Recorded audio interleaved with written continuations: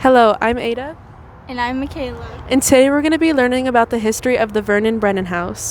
On February 4th, 1846, Samuel Brannan sailed from New York abroad to Brooklyn. He, along with his fellow Mormons, had been sailing to California in hopes of forming a Mormon kingdom separate from the United States. When they arrived, California had become a U.S. occupation. However, Brannan had decided to stay and settle, and for this he was excommunicated. In 1847, he decided to fund a store at John Sutter's fort. When gold was discovered, he quickly opened a store and started selling equipment to miners, making thousands of dollars per day.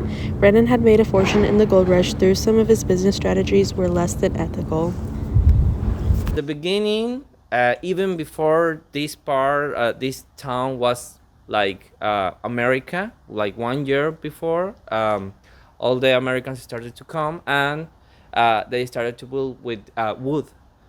But after a fire that it was like in the middle 60s, 80s, 60s, 1860s, sorry, the only building that was in stand was Evangeline's. Replaced by a one-story building that was owned by Sam Brannan, it held Sacramento's first post office. It burned in 1852.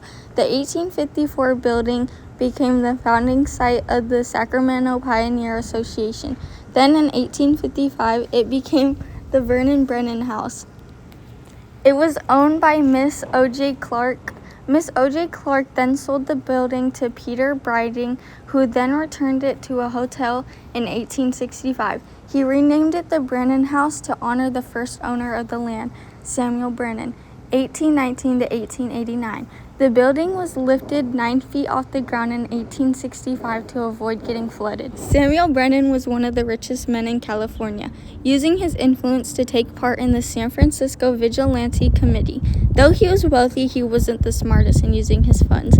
Divorce and some failed businesses left Brannan penniless. He would end his life as a small salesman selling pencils door to door.